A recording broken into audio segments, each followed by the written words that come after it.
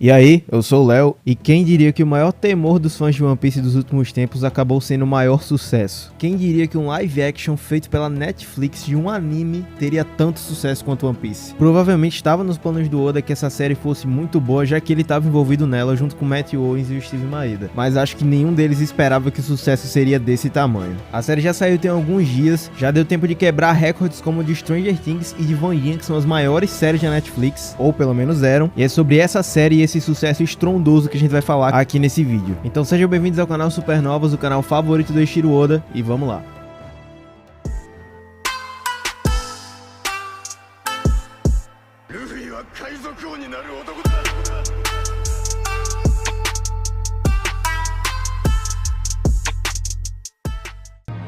Eu acho que a coisa mais importante e mais relevante da série são os Mugiwaras. Independente se o roteiro da série for muito bom, ou tiver algum arco que não vai aparecer, ou alguma adaptação diferente, os Chapéus de Palha têm que carregar a série sozinhos. E no mangá, quer queira quer não, também funciona assim. Por mais que One Piece tenha um enredo e uma história perfeita, os personagens sempre carregam a história nas costas. Se os Mugiwaras não tivessem o carisma que eles têm dentro do mangá, talvez One Piece fosse completamente diferente e não fosse tão querido assim. E aí vem o live action e a gente tem adaptações desses personagens com atores na vida real.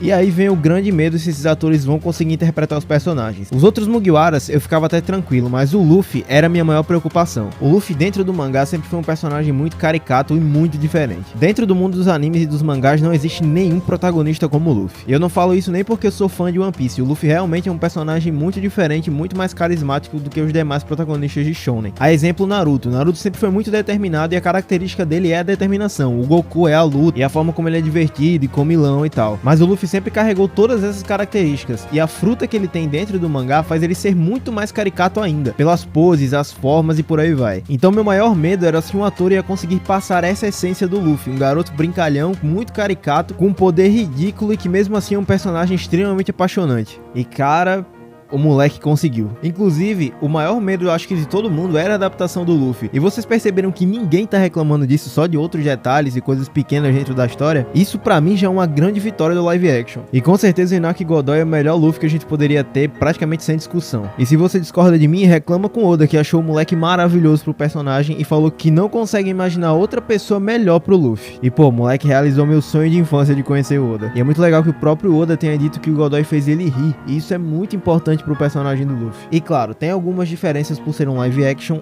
e dentro da história o Luffy é um pouco diferente do que a gente conhece no mangá. E vamos lá, dentro do mangá o Luffy sempre foi muito calado em relação aos sentimentos. Dentro do mangá parece que ele simplesmente sabe o que as pessoas estão sentindo e sabe o que elas precisam sem precisar verbalizar isso. E eu sempre achei isso uma característica muito diferente do Luffy, diferente de todos os personagens que eu já vi na minha vida. Ele é engraçado, divertido, doce, valente, consegue fazer com que as pessoas se sintam livres, e claro, tem a influência do próprio enredo nisso, mas ainda assim o personagem sempre carregou essas características. Só que o Luffy nunca precisou verbalizar ou falar muito a respeito dos seus pensamentos e dos seus sentimentos. E aqui é um ponto muito válido para a adaptação do personagem na série e que o ator entregou muito bem também. O Luffy é muito mais vivo, por assim dizer, ele fala muito mais dos seus sentimentos, ele expõe as coisas que ele pensa, e é muito legal ver essa vulnerabilidade do Luffy que a gente não tem no mangá. Eu não acho que um é melhor do que o outro, do mangá é melhor do que o live action, que é melhor do que o anime, enfim, eu acho que são versões diferentes do personagem, e essa versão do live action ficou muito boa e trouxe um lado do personagem que a gente não era tão familiarizado e não conhecia tanto assim. E é isso que uma adaptação de live action tem que fazer, e que um ator que vai interpretar um personagem tem que fazer também. Trazer outra cara para um personagem que a gente já conhece, mas de uma maneira que ainda mostra a essência dele. Um bom exemplo disso é o live action do Last of Us que teve no início desse ano. A gente teve uma versão do Joel muito mais sentimental e muito mais vulnerável do que tinha no jogo. E isso é muito mais legal porque adapta muito melhor os sentimentos dele para uma história contada em uma série. E obviamente eu não vou dar spoiler, eu sei que a maioria do público do canal já viu a história de One Piece de cabo a rabo, já deve ter visto a série também, mas eu não vou dar spoiler aqui pra quem é novo que tá chegando. Mas só um comentário que eu quero fazer a respeito de uma cena é você ver como o medo do Luffy em perder alguém torna muito mais palpável, porque ele abre a boca pra falar a respeito disso, ele mostra a fraqueza dele, ele mostra a preocupação dele, e isso é muito diferente do que a gente tem no mangá. Tem algumas cenas dentro do mangá em que isso acontece, mas é quando chega num absurdo, quando o Luffy realmente perde uma pessoa muito importante, ou quando acontece, por exemplo, em Sabaody. Mas ver essa adaptação do Luffy dentro de uma série live action com coisas menores foi muito mais importante relevante até pra gente entender quando essas coisas acontecerem realmente, as coisas que acontecem no mangá acontecerem na série. Então sim, pontos pro moleque, o Luffy ficou demais. E agora eu quero falar do imediato do bando dos Chapéus de Palha, o vice-capitão, o braço direito Roronoa-Zoro. Esse debatezinho entre Zoro e Nami acabou, essa é uma briga muito longa no fandom, já tem anos que isso se arrasta e agora tá confirmado, tá? Não tem o que discutir. Ah, mas é um live action, não é no mangá. Beleza, o Oda estava envolvido na produção da série, ele viu todos os episódios, estava do lado e, irmão,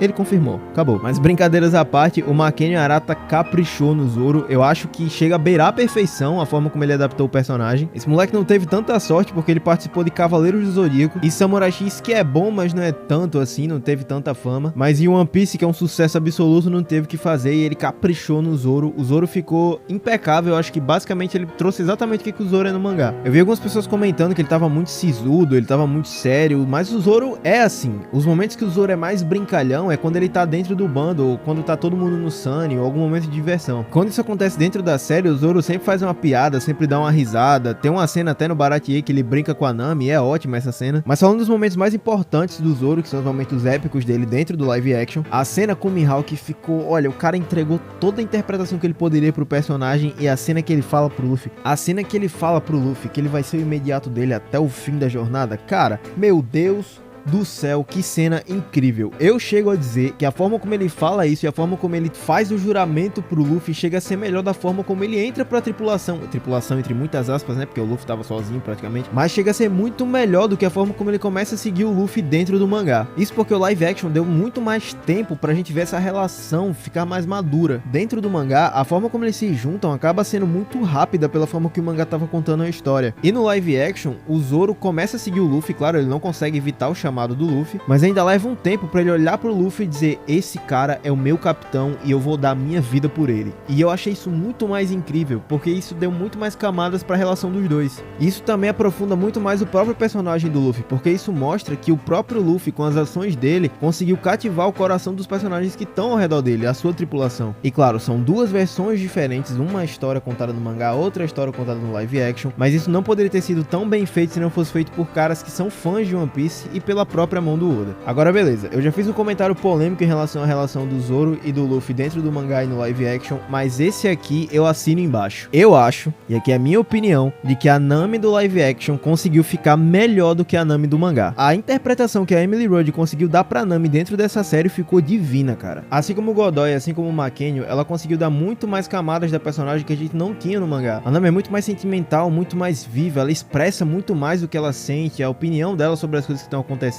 A cena que ela discute com o Zoro antes do Zoro duelar com o Mihawk é a prova disso. Ela parece ser muito mais forte no live action, e eu não tô falando em quesito força e poder, eu tô falando assim, força mesmo, da personagem ter a própria força dela. E claro, o show de interpretação que ela deu no momento da cena do chapéu. Se você já assistiu a série, você sabe do que eu tô falando, essa cena é impecável. Tem uma ressalva quanto a ela, mas eu vou falar mais à frente, mas a cena é impecável, ficou sensacional e a Emily Rudd conseguiu dar muito mais vida pra personagem. Sanji e o Sop são os mesmos comentários, na minha opinião. Os personagens ficaram extremamente carismáticos, tanto quanto no mangá, e os atores são tão carismáticos quanto, cara. Obviamente, eu prefiro 1000 vezes a versão do Sop do mangá, mas como eu falei, não é questão de preferir, até porque o live action, como ele conta a história de outra visão, são dois Usops diferentes, por assim dizer. Mas ainda assim, a interpretação dos dois ficou impecável, eu acho que não poderia ter sido adaptado de uma melhor maneira. E sim, se o Sop tivesse nariz longo e pontudo como ele tem no mangá, aquela cena não poderia acontecer. Você sabe muito bem de que cena que eu tô falando. Mas, de qualquer maneira, eu acho que o Sop ficou muito engraçado, as mentiras dele ficaram muito sutis, ficou de uma forma muito bem adaptada pro live action. Eu acho que se uma pessoa tivesse assistindo uma série de uma história que ela nunca viu e um cara dissesse que tem um exército de 10.000 pessoas, ficaria meio esquisito. Eu acho que funciona mais no mangá e as mentiras dele ficarem um pouco mais sutis dentro do live action, coube muito mais pra história que eles queriam contar. Agora, cara, eu não esperava que o Sanji me faria rir muito mais do que o Sop. O Skylar deu toda uma nova cara pro Sanji que ficou muito boa. O Sanji não é tão gado como ele é no mangá, né? É tão ridículo as coisas que acontecem com ele em relação às mulheres, ficou muito mais sutil, ele ficou muito mais galanteador e eu acho que esse Sanji aí, ele pegou muita gente, tá? O cara ficou com a lábia absurda dentro do live action e as cenas dele de comédia com a Nami rejeitando ele ficaram impecáveis. Cara, aquela cena no Long Park, vocês sabem o que eu tô falando, não vou dar spoiler aqui, mas a cena que ela sai correndo e não abraça ele, não teve como evitar a risada, cara. Essa cena ficou muito boa. E falando da história em si, como eu já falei 1000 vezes nesse vídeo, eu não vou dar spoiler, mas teve algumas adaptações, algumas coisas foram alteradas em relação ao mangá que eu particularmente gostei. O arco do Bug ficou muito diferente de como é do mangá e eu senti que ficou mais fluido, deu mais peso pro personagem, pro próprio Bug em si, que também foi outro show de interpretação. A forma como eles contam o flashback do Luffy entre os primeiros episódios e não só o flashback cru e depois a história, ficou muito bem feito também, deixou muito mais fluido a forma como era contada, porque geralmente no mangá é isso que acontece, entra um flashback, a gente assiste o flashback inteiro e aí volta pra história. Nesse caso foi diferente, eles foram fazendo conforme a série ia passando, e isso ficou muito legal. E claro, eu não poderia deixar de falar como eles adaptaram super bem o Shanks ficou impecável na minha opinião. Tem gente que comentou a respeito dele, da tripulação, eu acho que alguns atores não ficaram tão legais assim. Eu gostei muito do Lucky Who, mas o Ben Beckman não ficou tão o Ben Beckman que eu conheço, mas de qualquer maneira é um personagem que não vai aparecer por um bom tempo, então pode ser mudado. Mas o Shanks sim conseguiu passar bem a essência do personagem, o ator passou muito bem a essência do Shanks na série e eu fiquei emocionado de relembrar tanto o início da história, quanto com a cena em si, que ficou muito emocionante. Eu acho que até quem não assistiu One Piece vai se emocionar com essa cena do Shanks. Também houveram algumas alterações em relação ao arco do Sop, ao próprio arco do Sanji, que não tem um vilão principal que aparece no mangá, esse vilão foi removido, ele aparece uma cena antes com o Mihawk, então ficou muito legal também a forma como eles adaptaram isso. E é até compreensível, porque se esse vilão, o Don Krieg que eu tô mencionando, que é o que o Mihawk enfrenta em dado episódio da série, se ele tivesse na história, a história ia ficar mais longa até, ia ser mais prolongada, teria muito efeito especial, que já é uma coisa muito cara pra Netflix fazer, então eu acho que foi uma boa escolha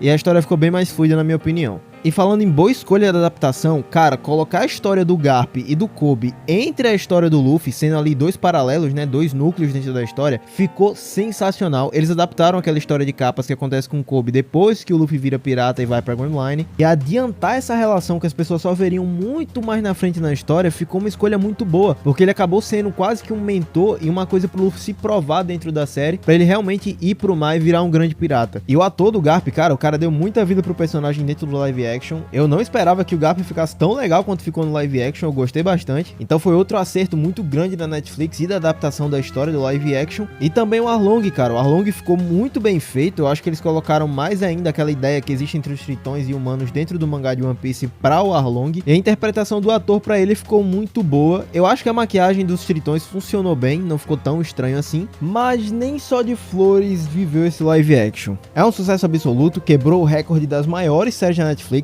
Atualmente pode ser considerado, acho que a maior série da Netflix em relação a números. One Piece, quer queira quer não, meu amigo, tá furando a bolha e agora vai virar algo comentado por todo mundo ao redor do mundo. Mas também tem umas falhas, na minha opinião, dentro da série. Acho que os comentários que eu poderia fazer em relação a visuais e em relação a algumas adaptações de cena. Então sim, amigo, se você tá vendo o vídeo até aqui, se você só viu a série e não conhece o mangá ou tá vendo a série ainda e não chegou até o final da série, valeu, até a próxima, forte abraço. Agora é pros fãs de One Piece que eu tô falando. Vamos lá, o comentário que eu tenho pra fazer é que eu acho que quando a série tenta ser muito fiel aos visuais dos personagens e algumas cenas, fica um pouquinho estranho. A caracterização dos personagens dentro da mansão do Usopp, por exemplo. O cara tentou fazer os personagens ficarem muito parecidos como é no mangá, mas cara, tem coisas que só funcionam no mangá, sabe? Pra gente que é fã de One Piece, não é tão estranho assim. A gente conhece os personagens, sabe a origem deles, sabe como que eles funcionam dentro do mangá, mas pra quem não tá vendo, talvez seja meio esquisito ver um cara vestido de gato e fazendo barulho de gato e lutando com um cara com 3 espadas. Isso também acontece com outros personagens, como o Tritão lá que luta karatê, que tem aquela xuxinha na cabeça, que é muito engraçado, mas eu acho que também só funciona meio que pros visuais do mangá. E acho que algumas cenas, principalmente com algumas poses do Luffy com o braço pra cima gritando, ou algumas cenas que eles tentam fazer muito igual ao mangá, fica um pouquinho, sabe, fica um pouquinho diferente ali da pegada do próprio live action, que o live action mesmo trouxe desde o início. Por exemplo, a cena da Nami é super emocionante, a Emily Rudd deu um show de interpretação, o diálogo deles é muito bem feito, a cena ficou tão emocionante quanto é no anime, convenhamos. Mas aí quando o Luffy vira e dá aquele grito com os braços abertos pra cima, praticamente replicando a cena do anime, ficou legal, é o grito que eu conheço, é a cena que eu conheço do mangá que eu sempre li minha vida inteira, ficou super fiel, mas eu acho que pra quem não conhece tanto assim a cena, quem não viu o mangá ou o anime, pode ficar um pouquinho exagerado, talvez. Eu achei que pelo menos me tirou um pouquinho da cena quando isso aconteceu. Nada muito terrível, a cena continua sendo incrível,